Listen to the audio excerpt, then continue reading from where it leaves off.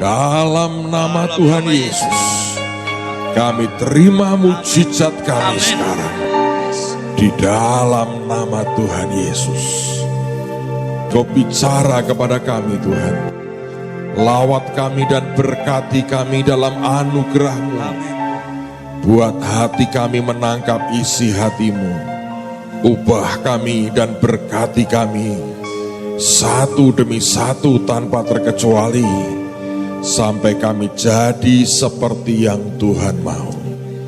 Hidup kami dibenarkan oleh Yesus. Kami dikuduskan oleh Yesus. Kami dilayakkan oleh Yesus. Kami dimampukan oleh Yesus. Kami juga dijamin sampai garis akhir oleh Tuhan Yesus yang sama. Di dalam nama Tuhan Yesus. Dan yang percaya berkata, amin. Sekarang mari kita buka firman Tuhan di 2 Raja-Raja pasal yang ke-7. Saya akan baca mulai ayat yang pertama sampai dengan ayat yang ke-10. Dan tolong saudara baca nanti sampai dengan ayat yang ke-20. Tapi untuk mempersingkat waktu, kita akan baca 2 Raja-Raja 7 ayat yang pertama sampai dengan ayat yang ke-10 saja. Saya beri tema judul pada hari ini, makanan limpah di kemah musuh.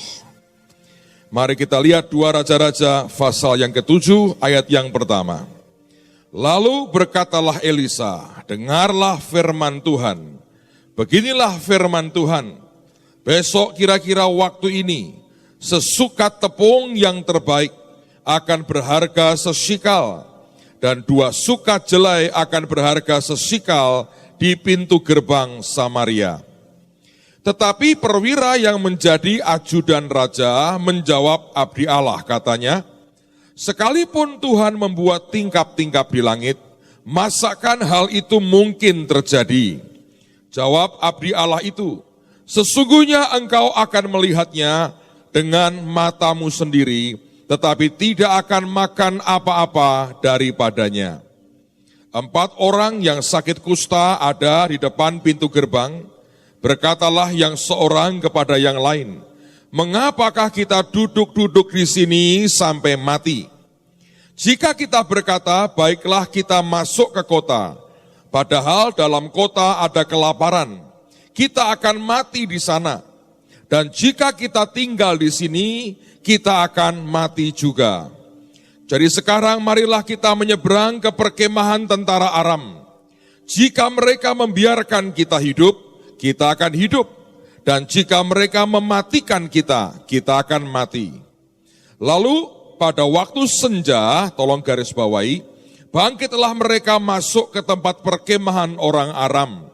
Tetapi ketika mereka sampai ke pinggir tempat perkemahan orang Aram itu, tampaklah tidak ada orang di sana. Sebab Tuhan telah membuat tentara Aram itu mendengar bunyi kereta, bunyi kuda, bunyi tentara yang besar, sehingga berkatalah yang seorang kepada yang lain, sesungguhnya Raja Israel telah mengupah raja-raja orang Het dan raja-raja orang Misraim melawan kita, supaya mereka menyerang kita. Karena itu, bangkitlah mereka melarikan diri pada waktu senja, dengan meninggalkan kemah dan kuda dan keledai mereka, serta tempat perkemahan itu. Dengan begitu saja mereka melarikan diri, menyelamatkan nyawanya. Ketika orang-orang yang sakit kusta itu sampai ke pinggir tempat perkemahan, masuklah mereka ke dalam sebuah kemah, lalu makan dan minum. Sesudah itu mereka mengangkut dari sana emas dan perak dan pakaian. Kemudian pergilah mereka menyembunyikannya. Lalu datanglah mereka kembali masuk ke dalam kemah yang lain dan mengangkut juga barang-barang dari sana. Kemudian pergilah mereka menyembunyikannya. Lalu berkatalah yang seorang kepada yang lain, tidak patut yang kita lakukan ini. Hari ini ialah hari kabar baik, tetapi kita ini tinggal diam saja. Apabila kita menanti sampai terang pagi, maka hukuman akan menimpa kita. Jadi sekarang marilah kita pergi menghadap untuk memberitahukan hal itu ke istana raja. Mereka pergi lalu berseru kepada penunggu pintu gerbang kota dan menceritakan kepada orang-orang itu, katanya, kami sudah masuk ke tempat perkemahan orang Aram dan ternyata tidak ada orang di sana dan tidak ada suara manusia kedengaran. Hanya ada kuda dan keledai tertambat dan kemah-kemah ditinggalkan dengan begitu saja. Kalau saudara membaca sampai akhir, nanti akhirnya ajudan raja ini diperintahkan untuk mengawal gerbang, mengatur rakyat, tapi ketika gerbang dibuka, rakyatnya keluar dengan histeris karena kelaparan, dan tidak peduli ada perwira di situ, ditabrak, jatuh, dan terinjak-injak oleh massa. Dia melihat kelimpahan, tapi dia mati, seperti kata Nabi. Saudara sekalian, izinkan saya membawa Anda pada sebuah gambaran yang seharusnya kita pelajari. Kalau Anda membaca di pasal yang ke-8, saudara akan menjumpai cerita tentang Gehazi menghadap raja, dan cerita di depan raja bahwa Elisa pernah menolong seorang perempuan dari Sunem. Padahal di pasal yang kelima ada cerita bagaimana Gehazi mengambil akan harta Naaman tanpa seperintah Elisa, sehingga akibatnya dia kena kusta, seluruh tubuhnya putih kena kusta. Di pasal 5 Gehazi kena kusta, anehnya di pasal 8 Gehazi menghadap raja. Di zaman itu orang yang kena penyakit kusta dianggap orang kena kutuk. Dan dikatakan mereka tidak boleh bergaul dengan orang-orang lain.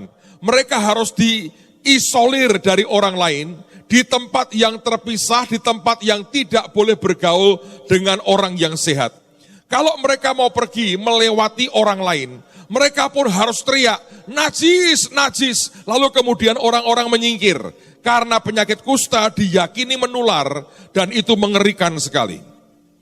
Nah, tetapi pasal 8, tiba-tiba muncul Gehazi sudah di hadapan raja. Maka jelas indikasinya di pasal 8, Gehazi sudah disembuhkan. Pertanyaannya adalah, bagaimana Gehazi ini mendapatkan healing atau kesembuhan dari Tuhan? Memang Alkitab tidak menceritakan apapun, tapi saya baca artikel menarik. Rabi-rabi Yahudi menceritakan secara verbal, turun-temurun dia ceritakan kepada orang-orang yang diajar, bahwa yang kita baca tadi, di pasal yang ke-7, tentang 4 orang kusta, mereka berkata, itu adalah Gehazi dan anak-anaknya.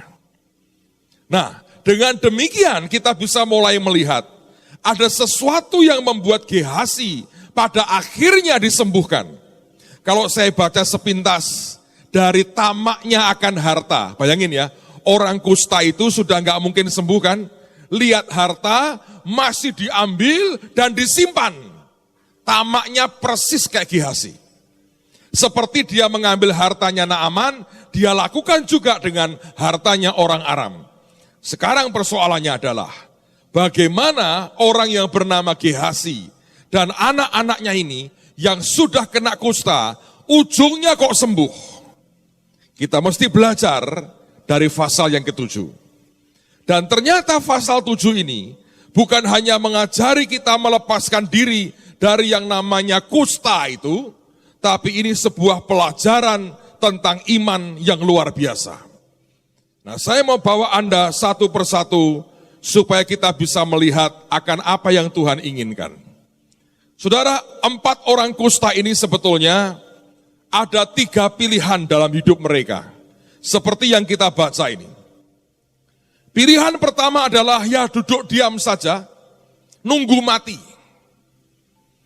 Hari ini ada banyak orang Kristen yang mengambil pilihan yang pertama, yaitu duduk diam dan nunggu mati.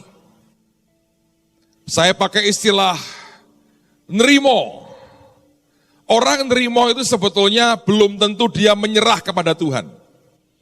Orang nerimo itu orang yang begini, ya wes lah mau bagaimana? Apa boleh buat? Pasif.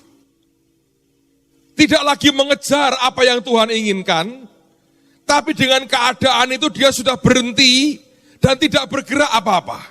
Itu orang yang nerimo.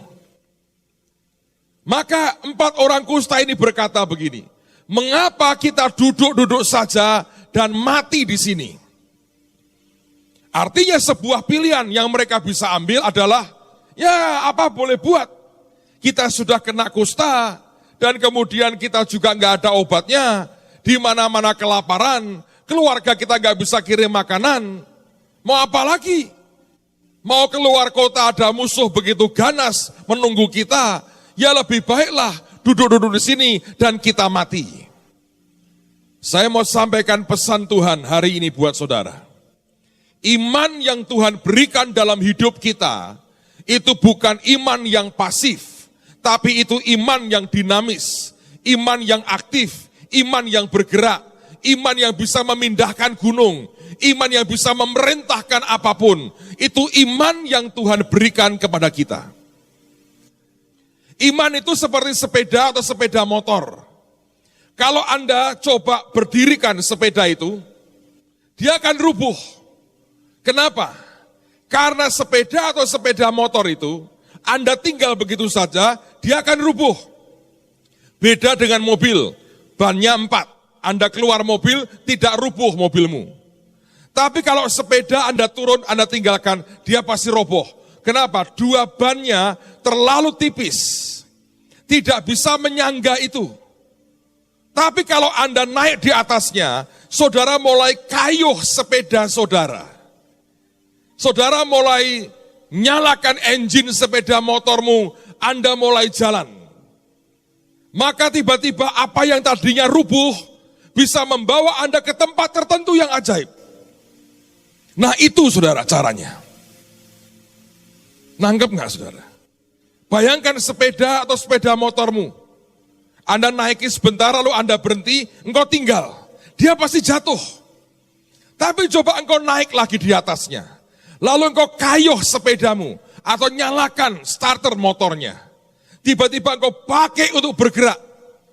Tiba-tiba tidak akan rubuh.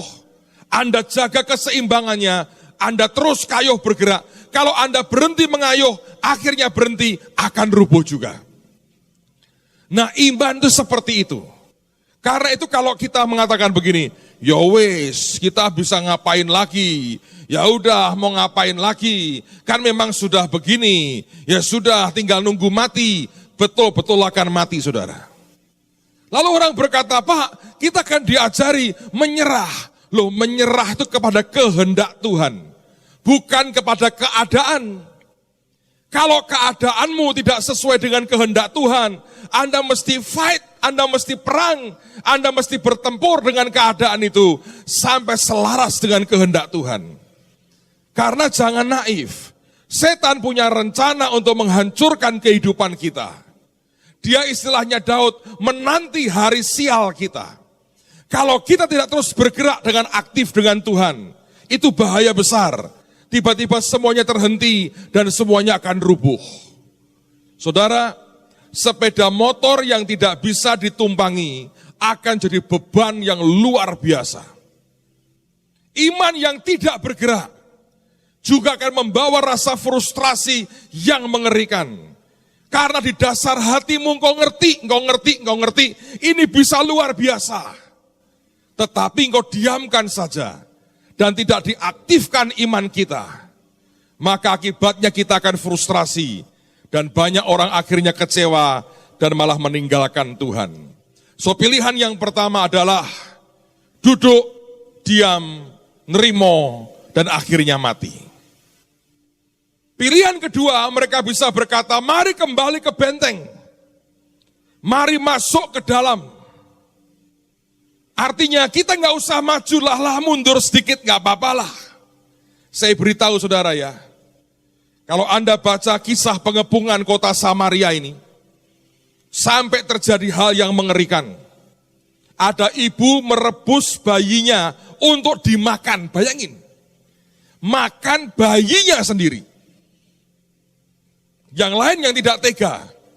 Alkitab mengatakan loh, bukan saya. Maaf nih ya, makan tai merpati. Lu Anda mau goreng kayak apa tai merpati, tai merpati. Saya tantang jago-jago masak di sini. Coba buat yang enak tai merpati. Anda jual di warung, spesial tai merpati. Nggak laku saudara. Nggak ada orang mau. Kenapa begitu? Ya karena tai merpati. Oh tapi merpati tidak ada empedunya Pak. Merpati tidak pernah kepahitan. Tapi tainya tetap gak enak. Please jangan dicoba saudara. Nah banyak orang ya, yang pertama dia menurut saya ya sudahlah nerimo gitu, nunggu mati pelan-pelan. Yang kedua malah mundur ke belakang. Begitu mundur ke belakang, engkau tidak akan dapat apa-apa. Ujungnya apa? Anda hanya akan makan tai merpati. Berapa banyak orang Kristen yang oleh karena tekanan, pressure, menghadapi kehidupan, menghadapi kesulitan ekonomi, dia begitu panik, akhirnya dia coba mundur ke belakang. Dia cari kuasa yang lain. Saya pernah dengar kesaksian satu orang, dia bekas dukun. Dia berkata, Pak dulu kalau ada orang ke tempat saya, minta pertolongan, minta rezeki, oh tak kasih makan Pak, tak kasih makan. Bentuknya apa ya, nasi putih gitu. Saya suruh makan. Wah mereka makan dengan lahap sekali. Tapi saya itu geli betul. Kenapa? Itu ya memang nasi yang saya beri Pak. Tapi sebelum dimakan itu diein setan itu. Jadi setan itu ngasih kotoran, dimuntahin di segala macam. Terus dimakan lahapnya luar biasa. Nah itu saudara. Pulang itu malah bangga, aku dikei makan dukune. Dukune ketawa goblok tenan. Maaf nih dia ngomong gini, disingi setan sih itu Pak. Dan dimakan saudara. Saya berharap tidak ada orang mau mencoba begitu. Amen saudara. Jangan mundur ke belakang. Malah engkau kembali kepada roh-roh dunia yang lemah dan menyesatkan. Dan menghancurkan hidupmu. Harus bagaimana Pak? Ada pilihan ketiga. Yaitu kita harus punya iman yang dinamis. Sikap hati kita, attitude kita, cara mikir kita. Nah kita memberikan contoh. Ajudan raja ini tidak percaya. Padahal Nabi tidak ngomong ke dia loh. Nabi ngomong ke raja. Ajudannya nggak diajak ngomong, nimbrung omongan berkata gini. Sampai langit terbuka yang nggak mungkin itu terjadi. Dan nabinya berkata, besok kamu akan lihat. Tapi kamu tidak akan menikmatinya. Saudara kalau kita ini ya, belum sudah punya mental, sikap hati, cara berpikir negatif. Sampai kapanpun akan sulit untuk Anda bisa mencapai impian saudara. Kalau kita melihat kenyataan kita hari ini, banyak hal yang tidak menguntungkan. Banyak hal yang kita belum ingin dan berkata, Tuhan aku tidak ingin terjadi seperti ini. Tapi kalau kita punya iman yang progresif, iman yang dinamis, iman yang positif, akan berbeda ngelihatnya. Nah, kalau Anda perhatikan 4 orang kusta ini, coba ada satu ayat yang tidak pernah kita pikirkan. Saya baru baca tadi, saya kaget. Coba lihat ya, ayat 9. Ini ngomong begini, lalu berkatalah yang seorang kepada yang lain. Menurut saya yang ngomong ini Gehazi ini, bapaknya ini. Tidak patut yang kita lakukan ini.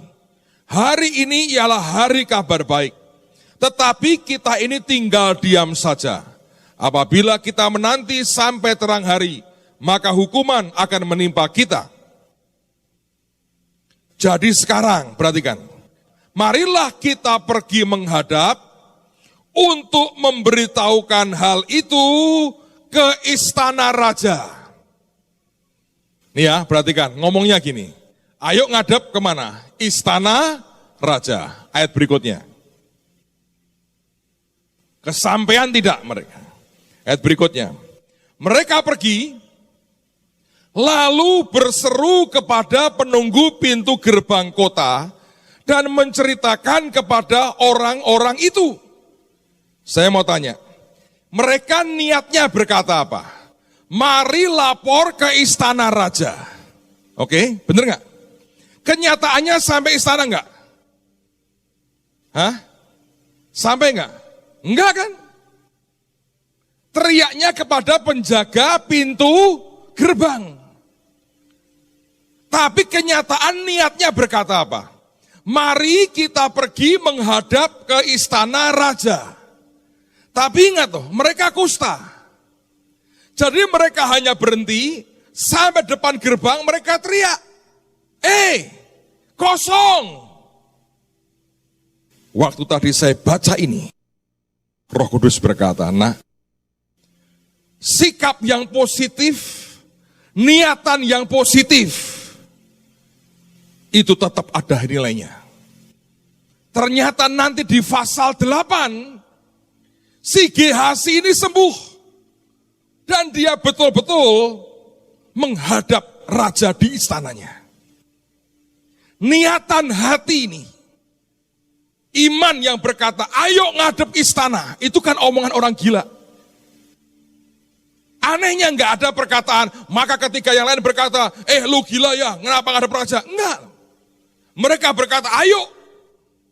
Kenyataannya, langkah pertama mereka terhenti. Tapi pasal berikutnya, mereka sungguh-sungguh menghadap raja. Kalau saudara punya iman dan impian, keep on dreaming. Tetap bermimpilah. Percayalah impian Anda bersama dengan Tuhan. Hanya soal waktu untuk jadi kenyataan. Saya kemarin bergurau, tapi gurauan saya ini serius. Saya waktu kecil, saya masih ingat. Anda ngerti bahasa dikudang? Dikudang tahu ya? Bahasa Indonesianya apa dikudang itu? Ditimang itu kan, bukan ditimang itu kan digendong gini. Kudang itu omongan. Di kudang itu saudara, orang tuamu pokoknya mengucapkan wish, kerinduan, keinginan gitu, ngerti nggak? Itu di kudang. Yang nggak harus digendong, waktu itu saya sudah rada gede, nggak digendong lagi. Tapi orang tua itu mengucapkan kerinduan hatinya. Nah, saya masih ingat engkong saya. Satu hari engkong saya itu ngomong, dan itu kalau ngomong itu berkali-kali. Zaman dulu kan sebetulnya kalau orang ditanya, mau jadi apa? Dokter. Mau jadi apa? Dokter. Tapi dulu engkong saya itu kalau ngudang saya ngomong gini, sekolah yang pinter ya, nanti supaya kalau besar jadi dokter. Loh, saya tanya, langkong, jadi dokter buat apa? Supaya bisa beli mobil. Zaman dulu di kampung saya itu ada orang punya mobil Impala. Kalau Anda lahir tahun 70-an, lupakanlah, Anda tidak pernah ngerti itu. Guting, panjang. Kalau lewat di kampung itu, mentul-mentul gini. Nggak tahu tuh mobil apa, pokoknya ngertinya mobil Impala. Lah kalau tuh mobil lewat, engkong saya ngomong lagi. Nanti kalau kamu sekolah yang pinter, supaya kalau gede jadi dokter. Nek dari dokter bisa beli mobil itu, mobil kentul-kentul gitu. Lah buat apa kong naik mobil? Nanti engkong bisa naik turun mobil. Zaman dulu belum ada bis kota sehingga orang bisa naik turun mobil sebetulnya. Tapi engkong saya itu kalau ngudang saya begitu, supaya engkong bisa ikut, bisa naik turun mobil. Nah, engkong saya dipanggil pulang ketika saya SD, kelas 1 sudah nggak ada. Jadi belum sempat naik turun mobil engkong saya. Saudara, itu sudah berlaku sekian puluh tahun lalu. Engkong saya ngudang. Saya bersyukur engkong saya tidak berkata gini, Nang, pokoknya aku jadi anak bejijat yang pokoknya nang. Wis pokoknya nek ra usah balik omah, nek balik isu-isu. Keluyuran, nang keluyuran. Ben dadi anak bejidat pokoknya. Nek iso dadi bose Gali Semarang nang. Untung gak ngomong gitu loh. Enggak. Nah, kalau hari ini lain sih. Orang dangnya itu saya lihat lain. Kalau punya anak perempuan atau laki, kamu tak kasih makan loh ya. Nanti nek sudah sekolah sing pinter ya. Supaya nanti nek sudah gede bisa beli ke mami tas. Bawa mami jalan-jalan ke Hong Kong cari barang palsu. Jadi mutunya lain sih, mutunya lain. Makanya anak-anaknya lain. Golekane tas. Tiap hari bawa tas kresek ini tas. Sekarang saya berpikir gini.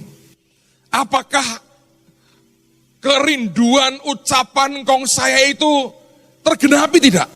Meleset. Meleset sedikit saudara, meleset sedikit ternyata. Saya enggak jadi dokter. Dokter Andes. Lumayan lah. Tambahi S saya, lumayan. Karena meleset sedikit. Iya kan? 3 tahun lalu, harusnya kan gelar saya D kecil, R kecil. Meleset sedikit lagi. D besar, R besar. Minggu depan, meleset sedikit mirip. Enggak jadi dokter saya. Kita bangun rumah sakit. Mirip kan saudara? Melesetnya itu enak. Apa betul Pak akan jadi kenyataan? Bisa meleset. Tapi melesetnya Tuhan itu kok enak loh. Langkong Bapak kan gak turun naik mobil. Dia punya kereta kencana di surga. Saudara butuh mobil saya dia sekarang saudara. Tapi saya berkata itu ya. Kayak Tuhan ingetin saya. Nah, belajar berpikir positif. Saudara kalau lihat anakmu tuh ya, nakal luar biasa. Jangan pernah tanya, nakal kok setan, anaknya sopo? Anakmu. Ngomong gini, anakku pemberani. Ini model Yosua nih, membelah sungai Yordan ini. Ngomong yang positif. Jangan ngomong gini, anakku kok koyok bajingan gini lah. Jangan saudara. Walaupun kenyataannya arahnya kok begitu. Lebih baik katakan sesuatu yang baik untuk dia. Amen. Anda buka dompetmu kosong. Jangan ngomong gini, awake dhewe kok kira di duit ya. Salah. Dompet ini kurang gede nih. Ini gue ngeleboni 1 miliar tak sedeng, makanya kosong ini. Cari karung goni, ini Tuhan tak ganti gue karung goni. Masukkanlah berkatmu. Ngerti gak? Saya beri Anda contoh ekstrim, tapi ini kenyataan. 4 orang kusta ini berkata, ayo ngadep istana raja. Kenyataan awalnya cuma sampai di gerbang. Tapi pasal berikutnya ngadep raja betul. Nah kalau apapun yang keluar di hati kita ini bisa positif. Karena kita mengatakan, apa yang baik, yang mulia, yang sedap didengar, yang patut dipuji. Pikirkanlah semuanya itu. Jadi mari kita berpikir selalu positif. Bukan berarti kita itu seperti menyingkirkan fakta loh. Bahwa kekurangan masih ada, banyak hal kita mesti beresin. Tetap diberesin. Tapi attitude mental sikap kita ini bukan sikap orang kalah. Dan bukan sikap orang yang negatif. Saya berdoa saudara bisa nangkap ini. Karena iman yang Tuhan berikan kepada kita adalah iman yang memang positif dan progresif. Saya beri contoh di Alkitab. Lihat akan contoh di Alkitab beberapa hal. Ada orang yang sakit, digotong oleh temannya di Kapernaum itu. Mau ketemu Yesus, rumah itu penuh sesak dengan orang dan orang tidak bisa memberi mereka jalan untuk mereka masuk. Karena orang sudah berjubel di rumah tempat Yesus berada. Iman yang negatif berkata begini, ya sudah penuh apa boleh buat. Besok ya kita cari lagi di mana Tuhan berada. Tapi Alkitab mengatakan mereka membuat apa? Mereka naik ke atap, mereka bongkar atap, mereka turunkan temannya sampai tepat di depan Yesus. Dan Alkitab mengatakan ketika Yesus melihat iman mereka, bukan hanya iman yang sakit, iman mereka. Hari ini saya mau berkata buat saudara, kalau ada temanmu, keluargamu yang sedang tanda petik sakit, gotong rame-rame. Jangan terus diomeli, nyusah ke wong mati osisan, jangan. Gotong rame-rame dengan iman positif. Kalau ada anggota MK saudara, lagi susah, gotong rame-rame. Dengan iman yang progresif, sampai bongkar atap, turunkan dia tepat di depan Yesus. Nanti Tuhan lihat iman saudara akan berbeda. Lihat Bartimius yang buta. Dia ngemis di pintu gerbang kota Yeriko. Dia mendengar rombongan besar lewat, dia tanya siapa itu. Orang mengatakan itu Yesus dari Nazaret. Alkitab mengatakan dia pernah dengar tentang Yesus. Maka orang buta ini teriak-teriak, dia berkata, Yesus anak Daud, kasihanilah aku. Dan orang-orang itu terganggu berkata, diam. Mata kayaknya, recehan, cepet, meneng. Makin dilarang, makin keras teriaknya. Sampai Tuhan berhenti. Dan dia berkata, panggil dia kemari. Ketika dipanggil, yang pertama dia buat apa? Dia lepaskan jubahnya. Itu jubah yang mengatakan dia buta dan dia pengemis. Di hari di mana Tuhan panggil dia tahu nasibnya berubah, destininya berubah. Dia lepaskan jubahnya, dia jalan ke Yesus. Dan Tuhan tanya, what do you want me to do for you? Apa yang kau mau supaya aku perbuat bagimu? Iman yang progresif akan membuat Tuhan bertanya, apa yang kau mau aku perbuat bagimu? Dia berkata, Rabuni, biarkan aku bisa melihat. Tuhan berkata, jadilah menurut imanmu. Dan seketika itu dia melihat. Bayangkan kalau dia orang buta dan pengemis yang pasif. Ketika dia dengar rombongan Tuhan datang, yang dipikirkan bukan matanya, income-nya. Wah lumayan ini banyak orang. Langsung gini. Paring-paring yuk, paring-paringku kira-kira moga-moga Gusti berkahi. Cek matur nuwun Gusti berkahi, umur panjang kesehatan nggih, ampun picek kaya kula niki. Bayangin Saudara. Rombongan besar enggak dilihat berapa uang receh akan dia terima. Dia ngerti ada Yesus di situ. Destininya berubah hari itu. Dia teriak, bukan cuma minta uang. Saya berdoa kita mengerti. Coba lihat akan wanita yang 12 tahun pendarahan. Kalau Anda pendarahan terus 12 tahun, menurut saya lemah badanmu. Tapi dia nggak diam di rumah loh. Alkitab berkata dia mendengar berita-berita soal Yesus. Karena itulah saya percaya dia paksakan badannya cari Tuhan. Dan iman progresifnya berkata, kalau aku jamah jubahnya, aku akan sembuh. Dan iman seperti itu membuat dia disembuhkan. 10 orang kusta berteriak-teriak, Yesus, Guru, kasihanilah kami. Kata itu artinya komandan. Maka Tuhan memberi komando, dia berkata, go, pergi. Perlihatkan dirimu kepada imam. Mereka langsung pergi, di tengah-tengah masih sakit tuh. Dan iman progresif, aktif, positif. Di tengah jalan membuat tiba-tiba semuanya selesai. Dan dia disembuhkan. Saudara, ini loh iman yang kita harus punya. Gehazi berkata, ayo ngadep raja di istana. Dalam keadaan masih kusta. Dia terhenti memang di pintu gerbang. Tapi tidak lama. Kalau saudara tetap pegang iman yang Tuhan taruh di hidup saudara, tidak akan lama saudara. Anda akan sampai kepada impianmu akan jadi kenyataan. Pegang dan bertahan sampai jadi dan jebol. Saudara, kalau Anda punya iman progresif, kelihatannya hari ini tidak ada hasilnya. Saya berkata demi kasih Tuhan, itu hanya masalah waktu.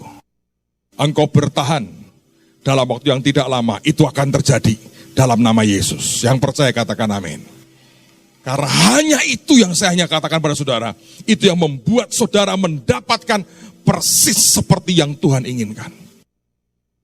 Tapi seringkali kita membiarkan semua berkembang, apa adanya, kacau, hancur semua, Anda diam. Saya tidak akan pernah melepaskan impian saya. Keep on dreaming. Teruslah bermimpi hal-hal yang besar. Satu hari, hanya soal waktu, itu akan terjadi dalam hidupmu. Tapi kalau engkau berkata, ya sudahlah Pak, saya nggak bisa. Saya begini saja sudah lumayan. Habis saudara. Seringkali tahu nggak cara Tuhan untuk membuat Anda mencapai impianmu? Dia membatalkan, dia menghancurkan impian-impian kecilmu itu. Supaya engkau tidak berhenti pada impian kecil. Dan Tuhan tarik seret engkau masuk ke impian yang besar. Banyak orang sudah puas ketika impian kecilnya tercapai. Dan dia berkata, dream come true. Dan Tuhan hanya berkata dengan mesem, wong sakmono tok kok dream come true. Ngisir-ngisir ke aku katanya. Maka dia hancurkan semua impian kecilmu yang kau inginkan tidak pernah terjadi. Karena dia berkata, bukan karena aku benci kamu nak. Kalau aku biarkan engkau dengan gubukmu itu, engkau tidak pernah bermimpi dengan sebuah istana yang aku sediakan dalam hidupmu. Banyak orang puas ketika dia terima gubuknya, dan dia begitu bangga dengan gubuknya, padahal ada sebuah istana menanti kehidupan kita. Kalau engkau sedang dihancurkan semua impian kecilmu, bersyukurlah ada impian besar yang tetap Tuhan dengan tekun berkata, ambil yang besar nak, karena aku sediakan buat hidupmu. Tapi kalau saudara bukan seorang pemimpi tulen, Anda puas dengan apa yang ada, semuanya akan kacau. Saya masih ingat, saya pertama kali cari rumah. Saya cari rumah di desa di Ungaran, sana jauh sekali. Karena saya berkata, saya nggak punya uang. Tidak mungkin beli rumah di kota. Saya cari rumah di pinggir, di pedesaan. Naik sedikit ke gunung begitu. Dadi wong deso. Mau nandur, mau nani saya. Sambil pelayanan pekerjaan Tuhan. Dan setiap impian kecil saya tidak pernah Tuhan iakan. Dihancurkan semua harapan saya, dipotong semua. Dia babat satu demi satu demi satu. Ujungnya saya mengerti, dia sediakan impian yang besar. Tuhan sediakan selalu yang lebih baik daripada apa yang kita rindukan. Jangan pertahankan impian kecilmu. Dan jangan kecewa ketika itu dihancurkan Tuhan. Sebab Tuhan ingin ganti dengan sesuatu yang besar. Itu model karakternya, nature-nya dia. Ingin memberkati Anda dan saya dengan kelimpahan yang luar biasa. Rubah mindsetmu, rubah cara berpikirmu, rubah cara Anda mikir. Setiap hari engkau harus berkata, apa yang baik, apa yang mulia, yang patut dipuji, yang sedap didengar. Pikirkanlah semuanya itu. Karena itulah Tuhan ingin memberkati Anda dengan luar biasa.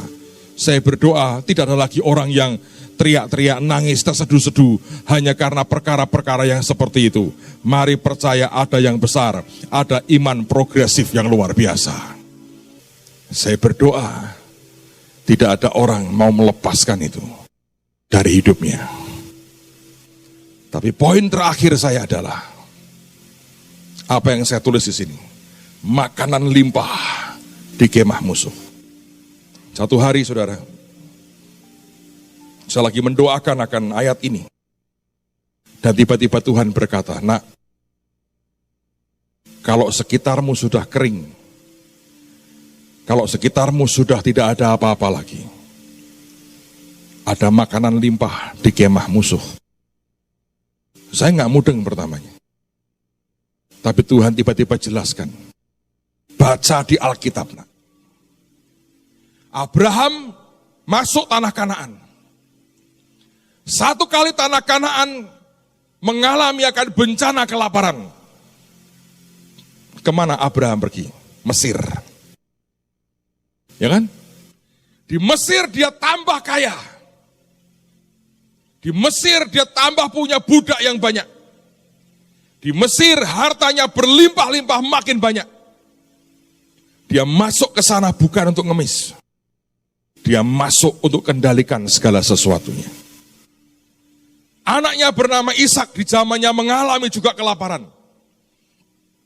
Tuhan yang berkata, kamu ke Gerar, nak. Gerar itu tanahnya orang Filistin. Dia masuk ke tanah musuh. Dan Alkitab berkata, bukankah di daerah Gerar itu, sampai dikatakan maka menaburlah Ishak Dan dalam tahun itu juga dia menuai bahkan 100 kali ganda. Dia jadi kaya, makin lama kian kaya dan menjadi sangat kaya. Di mana itu? Gerar. Ada makanan limpah di kemah musuh. Orang ketiga adalah Yakub dan anak-anaknya. Yusuf dikirim ke Mesir oleh Tuhan. Ketika lagi kelaparan melanda tanah Kanaan, Yakub dan keluarganya pindah ke Mesir dan jadi suatu bangsa yang luar biasa. Ada makanan limpah di kemah musuh. Musa yang sama, dia akan dibunuh oleh orang Mesir. Oleh orang tuanya, bayinya dihanyutkan ke sungai Nil. Yang pungut dia putri dari Firaun. Dan dia jadi anak putri Firaun. Dia jadi pangeran yang hebat. Bukan di antara orang Israel, tapi di antara orang Mesir. Ada makanan limpah di kemah musuh. Jangan lupa cerita tentang orang yang bernama Elia. Dia dikejar-kejar oleh Isabel. Dia pernah tinggal di sungai Kerit. Sampai akhirnya sungai itu kering. Lalu Tuhan berkata, aku harus pelihara hidup Nabi Elia. Disuruh kemana? Sarfat. Di Sarfat dia ketemu dengan seorang janda yang disebut sebagai janda Sarfat. Dan lewat janda itulah Nabi Elia dipelihara hidupnya. Saya beritahu saudara, Sarfat merupakan desa kelahiran Isabel. Ada makanan limpah di kemah musuh. Jangan lupa ketika Yesus juga akan dibunuh oleh Herodes ketika dia masih kecil. Roh Tuhan lewat malaikatnya menuntun Yusuf Maria kemana? Mesir. Dan dipelihara di sana, di Mesir. Ada makanan limpah di kemah musuh. Saudara coba bayangkan sekarang, renungkan. Apa hambatan paling besar dalam hidupmu? Engkau dagang, banyak orang mengeluh, Pak, sekarang banyak masuk produk Cina, dan saya kena nih Pak imbasnya. Berarti di Cina buat saudara ada banyak makanan limpah. Pergilah ke Cina, jarah sesuatu. Lihat apa yang kau bisa buat di sana. Atau apa yang bisa kau jual di sini lewat produk mereka. Cara berpikir kita mesti berbeda. Anda punya pesaing bisnis yang lain, itu musuhmu tanda petik. Doa, Tuhan ada makanan itu di sana. Buat aku. Tapi jangan nelongso. Jangan cuma nerimo. Jangan balik ke belakang. Miliki iman yang progresif. Anda akan jadi luar biasa. Sebenarnya dalam pelayanan bukankah itu yang kita kerjakan? Sejak 2007, kita berkata sudah waktunya kita pergi ke saudara sepupu kita dan jangkau mereka dengan kuat. Saya beritahu ya, sejak kita jangkau mereka, ada makanan di kemah musuh. Semua yang Tuhan berikan ke kita hari ini, dimulai tahun itu, waktu kita keluar menjangkau mereka. Kalau kita diam nih, main gereja-gerejaan, dan tidak nekat ke kemah musuh, nggak akan terjadi apa-apa. Tapi justru karena kita lakukan yang Tuhan perintahkan, dan justru karena kita mentaati apa yang Dia dorong di hati kita, dengan ketaatan itulah maka semuanya Dia berikan kepada kita seperti yang ada pada hari ini. Saya berdoa kita semua bisa memahami itu. Ada makanan limpah di kemah musuh. Bagaimana Pak aplikasinya buat saya? Anda berdoa masing-masing. Karena keadaan setiap orang berbeda-beda. Tapi yang jelas Tuhan berkata ada makanan limpah di kemah musuh. Butuh apa? Keberanian melangkah. Coba baca di Alkitab. Terjadi pada waktu senja itu saudara. 4 orang kusta ini mulai melangkah. Tapi di waktu yang sama, orang Aram mendengar yang berbeda. Mereka mendengar derak pasukan yang begitu bergemuruh. Mereka mendengar akan seruan, teriakan musuh. Padahal 4 orang kusta yang kelaparan sedang berjalan dengan gontai. Dan tidak mungkin mereka dengan gagah jalannya. Tuhan mengubah langkahnya jadi sebuah kegerakan yang luar biasa. Percayalah ketika engkau menjarah di kemah musuh, bukan karena kekuatanmu. Tiba-tiba semua terbuka karena engkau mulai melangkah. Persoalannya seringkali kita terlalu takut dengan banyak hal. Yang dibutuhkan sebuah langkah, mereka bahkan tidak berhadapan dengan satu musuh pun. Ditinggalkan terbengkelai dan semuanya dalam tangan saudara. Ini hari-hari, tahun-tahun yang ajaib. Tahun-tahun di mana kita mesti belajar melangkah. 1-2 langkah pertamamu akan membuat malaikat tentara surgawi pasukan Tuhan bergerak melangkah dengan saudara. Dan tiba-tiba ada kegentaran Tuhan yang luar biasa akan terjadi. Dan itu akan membawa sebuah perubahan yang ajaib dalam kehidupanmu. Destinimu sedang akan diubah Tuhan. Jika engkau mengiyakan apa yang Dia katakan hari ini. Tapi kalau kita hanya nerimo dan berkata, ya sudahlah, pokoknya hanya begini saja. Saya beritahu tidak, saudara. Tuhan kita itu Tuhan yang progresif. Tuhan yang dinamis. Saya bahkan berkata Tuhan kita itu seorang entrepreneur sejati.